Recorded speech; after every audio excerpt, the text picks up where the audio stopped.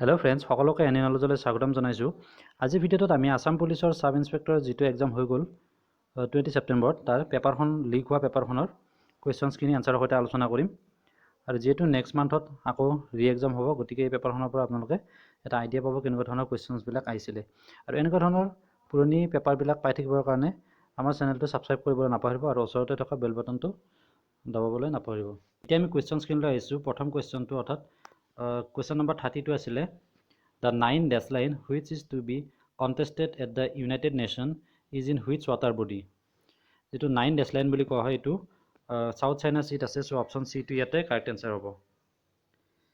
তাৰপিছত 31 নম্বৰ কুৱেশ্যনটো দিছিলে, হোৱাট ইজ অন্ধ্ৰপ্ৰদেশ অক্টোপাছ। ইয়াতে অপশ্যন ডি কাৰেক্ট এনচাৰ হয়, কাউণ্টাৰ টেৰৰিজিম ইউনিট। অক্টোপাছ ইয়াৰ ফুল ফৰ্মটো হৈছে organisation for counter terrorist operations. ইয়াৰ পিছত 32 নম্বৰ কুৱেশ্যনটো দিছে, collegium of Supreme Court consist of CJI, chief justice of India, and how many other জাজ। ইয়াতে অপশ্যন চি কাৰেক্ট এনচাৰ হয়, 4। চিফ জাষ্টিচ অফ ইণ্ডিয়া আৰু 4জন জ্যেষ্ঠ জাজৰ সৈতে লগ হৈ এই কলেজিয়ামটো গঠিত হয়। আৰু ইয়াৰ মেইন ফাংচনছ হৈছে,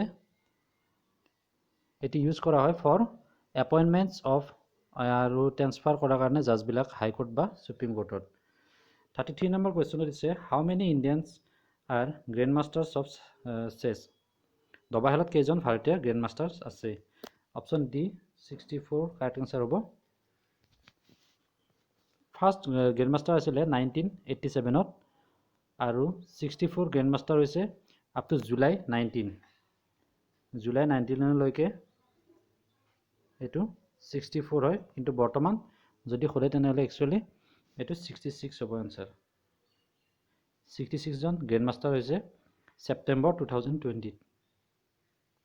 ইয়াতে যিহেতু অপশ্যনটো নাই, গতিকে অপশ্যন ডি কাৰেক্ট এনচাৰ হ'ব 64। অ'কে, ইয়াৰ পিছৰ কুৱেশ্যনটো আহিছোঁ, strategic tunnel under Rohingya Pass is recently named after which Stonewall Prime Minister of India. এইটো হৈছে অটল বিহাৰী বাজপেয়ী। চ' অপশ্যন চি কাৰেক্ট এনচাৰ হ'ব, অটল বিহাৰী বাজপেয়ী। তাৰ পিছৰ কুৱেশ্যনটো আহিছোঁ, 35 নম্বৰ কুৱেশ্যনটো দিছে, ভাৰতীয় সংবিধানৰ প্ৰিএম্বল কোনটো অধিনিয়মৰ অন্তৰ্গত সংশোধন কৰা হৈছিলে। The preamble of the Indian constitution was amended by, এইটো 42nd এমেণ্ডমেণ্ট এক্ট 1976ত কৰা হৈছিলে, আৰু সেইটোক মিনি কনষ্টিটিউশ্যন বুলি কোৱা হয়। আৰু এই এমেণ্ডমেণ্টৰ জৰিয়তে 3টা ৱৰ্ড সোমাই দিছিলে। সেই 3টা হৈছে ছ'চিয়েলিষ্ট, ছেকুলাৰ আৰু ইণ্টিগ্ৰিটি। যি ধৰ্ম নিৰপেক্ষ সেইটো ইয়াতে সোমাই দিছিল, ছ'চিয়েলিষ্ট, ছেকুলাৰ আৰু ইণ্টিগ্ৰিটি। এই 3টা 42nd এমেণ্ডমেণ্ট এক্ট 1976। এইটো কেতিয়াবা আহে কুৱেশ্যনটো যে 42nd এমেণ্ডমেণ্ট এক্ট কিমান চনত হৈছিলে, 1976ত হৈছিল, আৰু ইয়াক মিনি কনষ্টিটিউশ্যন বুলিও কোৱা হয়। তাৰপিছৰ কুৱেশ্যনটো দিছে, India has how many union territories. Option B correct answer হ'ব, 8খন ইউনিয়ন টেৰিটৰিজ আছে আৰু 28 ষ্টেটছ আছে। আৰু এই ইউনিয়ন টেৰিটৰিজসমূহ হৈছে Andaman and Nicobar, Chandigarh, Dadra and Nagar Haveli, and Daman and Diu, national capital territory of Delhi. তাৰপিছত জম্মু কাশ্মীৰ, লক্ষদ্বীপ আৰু লাডাখ, পুডুচেৰী, এইকেইখন। আৰু জম্মু এণ্ড কাশ্মীৰ আগতে ষ্টেট আছিলে, কিন্তু লাষ্টলি ইয়াক ইউনিয়ন টেৰিটৰী হিচাপে ঘোষণা কৰা হৈছে। 37 নম্বৰ কুৱেশ্যনটো দিছে, Ashoka the great belongs to. Ashok কোনটো সাম্ৰাজ্যৰ শাসন কৰিছিল। তেওঁ হৈছে মৌৰ্য ডাইনেষ্টি। চ' মৌৰ্য সাম্ৰাজ্য, অপশ্যন বি কাৰেক্ট এনচাৰ হ'ব। আৰু অশোক আছিলে, মৌৰ্য সাম্ৰাজ্যৰ প্ৰতিষ্ঠাপক কোন আছিল সেইটো আহে কেতিয়াবা কুৱেশ্যন, সেইটো হৈছে চন্দ্ৰগুপ্ত মৌৰ্য। আৰু চন্দ্ৰগুপ্ত মৌৰ্যৰ গ্ৰেণ্ডছন আছিল অশোক, থাৰ্ড কিং। মৌৰ্য সাম্ৰাজ্যৰ থাৰ্ড কিং হৈছে অশোক। ইয়াৰ পিছৰ কুৱেশ্যনটো আহিছোঁ, 38 নম্বৰ কুৱেশ্যনটো দিছে, the Jataka tales are related to. জাতকৰ কাহিনী বা গল্পসমূহ কিহৰ লগত ৰিলেটেড হয়, এইটো অপশ্যন বি কাৰেক্ট এনচাৰ হ'ব। Jatakas are important part of Buddhist art and literature. Option B correct answer হ'ব, বুদ্ধিজিম। তাৰপিছত 39 নম্বৰ কুৱেশ্যনটো দিছে, Out of total seat of Rajya Sabha, how many are reserved for SC and ST? SC ST কাৰণে কিমান reserve আছে? এটা নান হ'ব, so option D.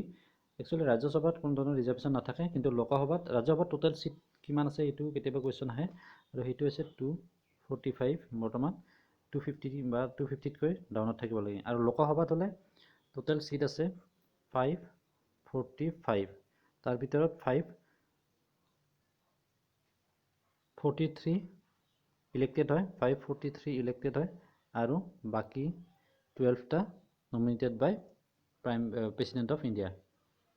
আৰু লোকসভাত ৰিজাৰ্ভেশ্যন থাকে 87 seats for SC, 84 for SC আৰু 47 চিট ফৰ SC, এইটো লোকসভাত থাকে, কিন্তু ৰাজ্যসভাত নাথাকে। গতিকে ইয়াতে অপশ্যন ডি কাৰেক্ট এনচাৰ হ'ব। 40 নম্বৰ কুৱেশ্যনটো লৈ আহিছোঁ। Article 19 of Indian constitution does not include. ভাৰতীয় সংবিধানৰ দফা 19 তলত দিয়া কোনটো অন্তৰ্গত নহয়? ইয়াত অপশ্যন বিটো কাৰেক্ট এনচাৰ হয়, freedom of life and personal liberty. Next কুৱেশ্যনটো লৈ আহিছোঁ। 41 নম্বৰ কুৱেশ্যন দিছে, ৱেৰ ৱাজ গুৰু নানক বৰ্ণ? গুৰু নানকৰ জন্ম ক'ত হৈছিলে? এইটো হৈছে নানকানা চাহিব, পাকিস্তান। চ' অপশ্যন চিটো কাৰেক্ট এনচাৰ হ'ব। গুৰু নানকৰ জন্ম হৈছিলে নানকানা চাহিব ইন পাকিস্তান। 42 নম্বৰ কুৱেশ্যনটো লৈ আহিছোঁ। Which is not union territory of India? ইয়াতে option A Dadar and Nagar Haveli, এইটো কাৰেক্ট এনচাৰ হ'ব। জম্মু কাশ্মীৰ আগতে ষ্টেট আছিলে, কিন্তু এতিয়া যিহেতু ইউনিয়ন টেৰিটৰী হৈছে। ঠিক আছে, তাৰপিছত কুৱেশ্যনটো লৈ আহিছোঁ। 43 নম্বৰ কুৱেশ্যনটো দিছে, which state in India shares boundary with maximum number of আদাৰ ইণ্ডিয়ান ষ্টেটছ? ভাৰতৰ কোনখন ৰাজ্যই নিজৰ সীমাৰেখা আটাইতকৈ বেছি ৰাজ্যৰ সীমাৰেখাৰ লগত স্পৰ্শ কৰে? একচুৱেলি অপশ্যন ইয়াতে UP হয়, উত্তৰ প্ৰদেশ। উত্তৰ প্ৰদেশে 9 ষ্টেটৰ লগত ইয়াৰ বাউণ্ডেৰী শ্বেয়াৰ কৰিছে, কিন্তু যিহেতু ইয়াতে অপশ্যন UP নাই, উত্তৰ প্ৰদেশ নাই, গতিকে অসমটো কাৰেক্ট এনচাৰ হ'ব। ছেকেণ্ড হয় একচুৱেলি অসম, আৰু অসমে ইয়াৰ বাউণ্ডেৰী শ্বেয়াৰ কৰিছে 7 ষ্টেটছৰ লগত। ঠিক আছে, ইয়াৰ পিছত কুৱেশ্যনটো লৈ আহিছোঁ। 44 নম্বৰ কুৱেশ্যনটো দিছে, the temple of 7 hills refer to. 7 পাহাৰৰ মন্দিৰ বুলি কাক কোৱা হয়? টেম্পলছ অফ 7 হিলছ, এইটোক কোৱা হয় তিৰুপতি ভেংকটেশ্বৰ মন্দিৰ, Venkateshwara temple of Tirupati. Option B correct answer হ'ব। 45 নম্বৰ কুৱেশ্যনটো দিছে, who added the 5th story of Qutub Minar? Qutub Minar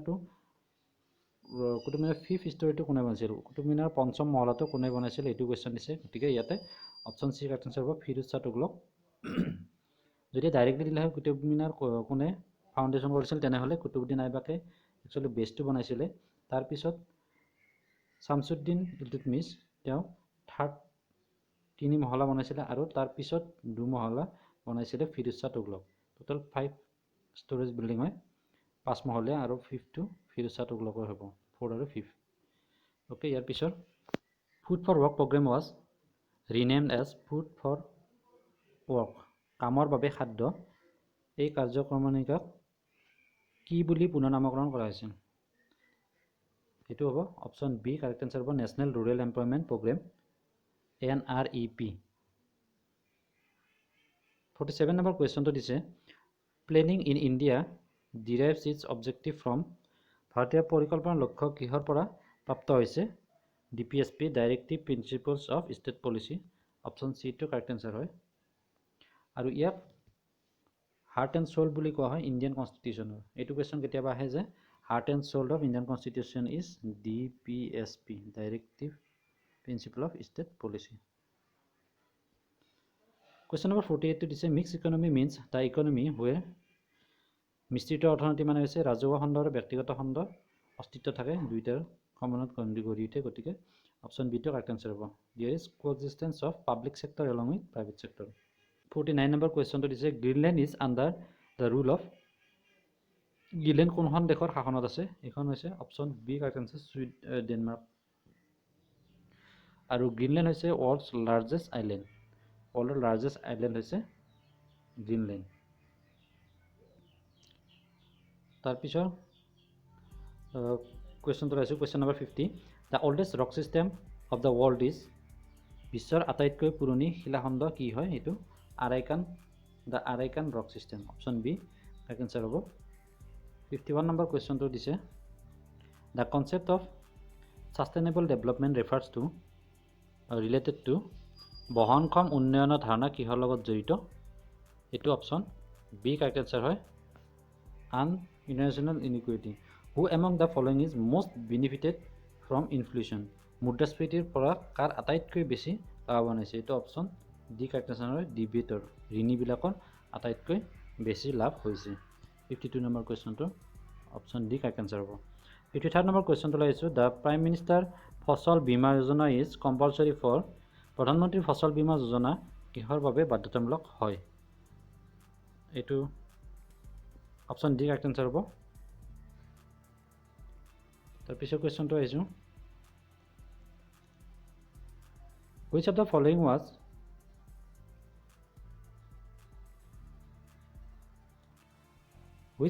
was supposed to have been written by Srimanta Shankardev within one night Srimanta শংকৰদেৱে তলৰ কোনখন পুথি এৰাতিৰ ভিতৰত লিখিছিলে এইখন হৈছে option B correct answer Gunamala পুথিখন আৰু এইখন লিখিছিলে ৰজা নৰনাৰায়ণৰ অনুৰোধত ইয়াৰ পিছৰ কুৱেশ্যনটো আহিছোঁ 55 নম্বৰ কুৱেশ্যনটো দিছে ইয়াৰিংগম ৰচনাকাৰ ইয়াৰিংগমখন কোনে ৰচনা কৰিছিলে এইটো হৈছে Birendra Kumar Bhattacharya option B correct answer হ'ব এইখন নাগালেণ্ডৰ মুভমেণ্টৰ ওপৰত বেছ কৰি লিখা হয় তাৰপিছত 56 নম্বৰ কুৱেশ্যনটো লৈ আহিছোঁ দ্য লগো অফ দ্য সাহিত্য সভা হেজ বিন ডিজাইন বাই অসম সাহিত্য সভাৰ প্ৰতীকটো কোনে ডিজাইন কৰিছে এইটো অপশ্যন চি কাৰেক্ট এনচাৰ হয় যুগল দাস তাৰপিছৰ কুৱেশ্যনটো লৈ আহিছোঁ 57 নম্বৰ কুৱেশ্যনটো দিছে which Ahom king created the post off the Borphukan পোষ্টটো কোনে এই সৃষ্টি কৰিছিলে এইটো হৈছে প্ৰতাপ সিংহ তেওঁ এই বৰফুকন পদটো সৃষ্টি কৰিছিল আৰু পাইক চিষ্টেমটো ইন্ট্ৰডিউচ কৰিছিলে প্ৰতাপ সিংহই এইটো কুৱেশ্যন আহিব পাৰে দ্য পাইক চিষ্টেম ৱাজ ইন্ট্ৰডিউচড বাই হুম তেতিয়াও প্ৰতাপ সিংহই কাৰেক্ট এনচাৰ হ'ব 58 নম্বৰ কুৱেশ্যনটো দিছিলে the royal house of Tripura is known as the Tripura ৰাজকাৰেং কোন ৰাজবংশৰ লগত জড়িত ত্ৰিপুৰাৰ ৰাজকাৰেংটো Manikya option A correct answer হয় মাণিক্য ৰাজবংশৰ লগত জড়িত 59 নম্বৰ কুৱেশ্যনটো দিছে Srikrishna is said to have fought a battle with which king of Assam Srikrishna অসমৰ কোনগৰাকী ৰজাৰ বিৰুদ্ধে যুদ্ধ কৰিছিলে অপশ্যন বি কাৰেক্ট এনচাৰ হয় বান ৰজাৰ বিৰুদ্ধে যুদ্ধ কৰিছিলে তাৰপিছত কুৱেশ্যনটো লাইছোঁ 60 নম্বৰ কুৱেশ্যনটো দিছে which of the following ceremonies was supposed to give power to the Ahom kings Ahom ৰজাসকলে শক্তি বৰ্ধনৰ উদ্দেশ্যে কি নিয়ম কৰিছিল এইটো হৈছে ৰিখৱান অপশ্যন চি কাৰেক্ট এনচাৰ হয় 61 নম্বৰ দিছে the legend of which character for Nagaland is associated with the Mahabharata